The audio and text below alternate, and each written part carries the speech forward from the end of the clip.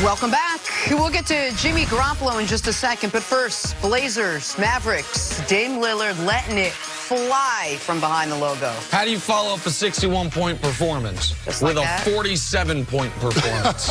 108 points in 2 games for Damian Lillard, 6th guard in NBA history to ever do that.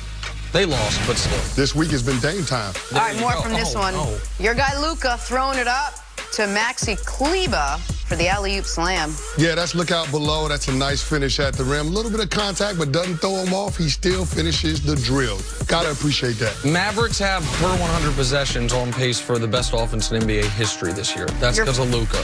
Favorite basketball court in the NBA, Nick? No. Lakers and Nets. AD throwing Kyrie Irving's layup attempt out of bounds. Really good fortune for the Lakers that it was announced right before the game Kyrie would play. Really enhanced their odds of blowing them out the way they did last night. Good game for You know what LeBron also James. helps? What? Triple-double from LeBron James. He was pretty good. That also helps. He was pretty good this little quick trip to New York City. Cavs, Wizards, Colin Sexton throwing it down with the left on Isaac Bonga. Not a whole lot to cheer for in Cleveland, but Colin Sexton is one of those bright spots for that team. Hasn't been a lot of highlights. Unfortunately, it's been a bad rap. They took a college coach and thought it would work out. Not so much. That was the big piece they got in the Kyrie Irving trade. When LeBron was like, don't trade Kyrie, don't trade Kyrie, Dan Gilbert's like, we got to build our future. Colin Sexton. Okay. The future is Good luck. now. Good luck. On to the 49ers. Ever since Jimmy Garoppolo threw an interception in the divisional round against the Vikings, Kyle Shanahan has tweaked the play calling just a little. And by just a little, we mean 15 pass plays to, wait for it, 72 run plays. 15 pass, 72 run. It's good to be balanced. Nick, you think Kyle Shanahan trusts Jimmy G heading into the Super Bowl? Should he? Well, I wouldn't if I were him, and I can't speak to what Kyle Shanahan thinks or believes. I can just speak to the evidence. In Week 17, they played as big of a regular season game as one can play, aside from winning you're into the playoffs. But this might actually, Super Bowl-wise, been a bigger than that type of game. Usually, if you're in a winning you're in game in Week 17, you're not that good of a team. You could, in theory, go on a run, but it's rare. It was the 1 seed or the 5 seed.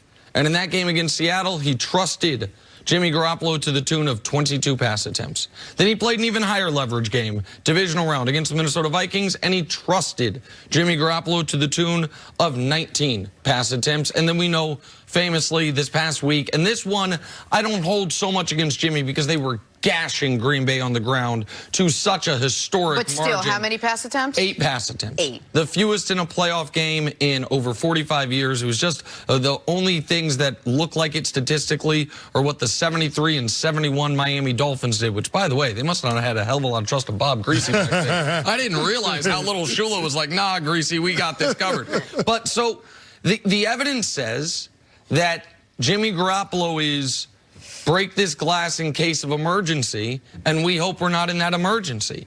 And I understand, Canty, that his passer rating number is very good. There are a lot of stats that make you say, why wouldn't you trust him more? And I think the answer is turnovers. The answer is because he's turned the ball over 19 times this year, playing for a team where all turnovers aren't created equal. When you're a guy that is playing on a team that's constantly trailing or that has no offensive line, sometimes you're like, how much are we really going to blame the turnovers on you? They know you have to throw. They're ready for you to throw. They can't protect you. None of that's been the case for San Francisco, and he still managed to turn the ball over in more games this year than anyone other than, what is it, Baker Mayfield and Jameis Winston.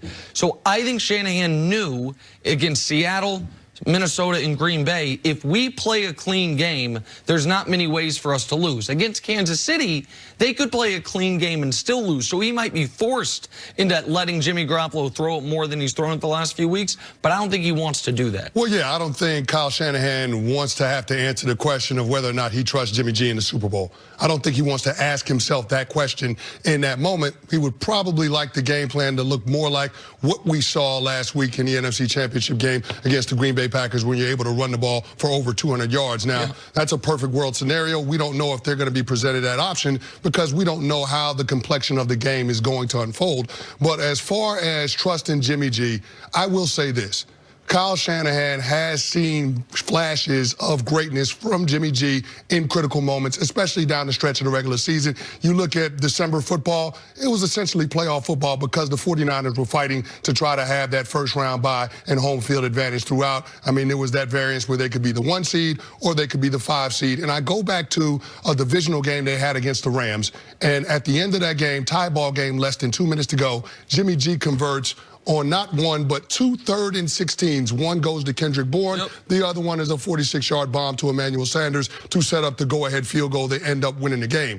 I mean, he's demonstrated that he's capable of doing it in those critical moments in the game. Now, I get it. A December regular season game is different from the Super Bowl in February. So how will Jimmy G perform when the lights are the brightest and the stage is the biggest? We don't have the answer to that question. But I'm sure that Kyle Shanahan doesn't want to answer the question of whether or not he trusts him. I do think Jimmy Garoppolo's a different type of quarterback to evaluate than most quarterbacks that I would have in that like 10, 11, 12 range. Because his best is one of the 5 or 6 best quarterbacks in football. When it is all locked in for him, he throws a really good-looking ball. The game against New Orleans, you saw what the ultimate upside with Jimmy Garoppolo is. Saw him have some monster games, albeit against really bad defenses in Arizona. And he actually played pretty well in one of the Seattle games, high-leverage situations. So a lot of quarterbacks that are good but not great, it's because their ceiling's relatively low. I don't think Jimmy Garoppolo's ceiling is relatively low compared to his contemporaries. I think the problem is his floor is really low.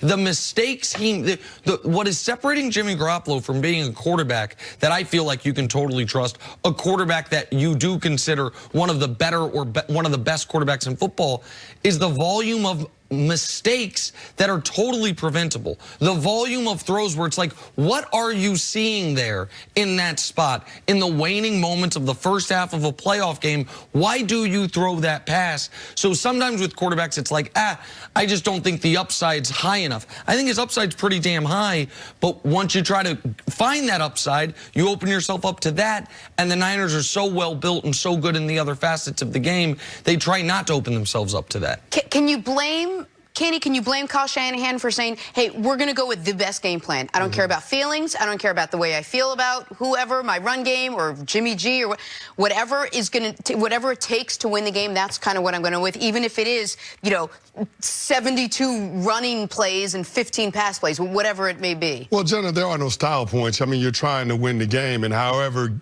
you got to go about it, whatever gives you the best chance, that's what you're going to do. But I just find it hard to believe that you're going to be able to win a Super Bowl without your quarterback making some throws. I mean, we saw it last year in the Super Bowl where Tom Brady, there's less than 8 minutes to go, and he completes that big ball to Gronkowski that sets up the go-ahead touchdown run by Sony Michel. You're talking about a tie ball game at that point. It was 3-3. So, I mean, you're going to have to make some plays.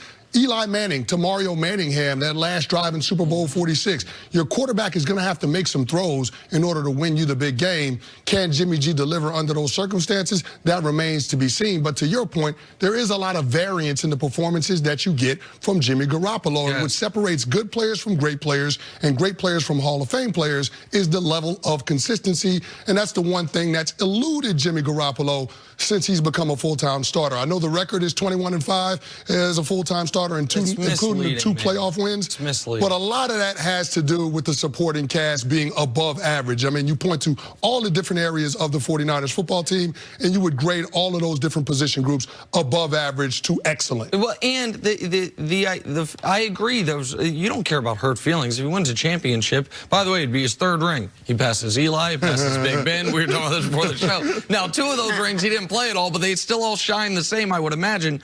You don't worry about, it's not about how he feels. It's about the fact you cannot beat the Kansas City Chiefs if your quarterback is not a major part of the game. You just can't. Unlike last year, and you pointed this out earlier, they turned the ball over even less. Mahomes cut his turnovers in half, en route to cutting his touchdowns in half, also cut his turnovers in half, at least as far as interceptions go. They are the second highest this year, the second highest scoring playoff team going into a Super Bowl ever. Only the 1990 Buffalo Bills have scored more than the 43 a game the Chiefs are putting up thus far this postseason. You have to move the football through the air in order to beat them. They're not. If the Chiefs had lost to the Titans, and it was a Niners-Titans Super Bowl, then I would say to San Francisco, roll out that same Green Bay game plan and see what happens. Let's have an old-school smash mouth. Derrick Henry's going to get 30 carries. Your running back trio's going to get 30 carries and see what happens. Don't make the mistake. They are going to have to, at some point, have a quick strike drive. They're going to have to convert those third and longs that you're talking about, and that's going to be on the right arm of Jimmy Garoppolo. I'm not saying he can't do it. I'm simply saying he is also likely in those spots to throw it to the guy wearing red, but the Chiefs are the team wearing red this weekend, and that's what they're trying to avoid. All right, Nick, we've been talking so much football. How are your Lakers doing? I mean, they're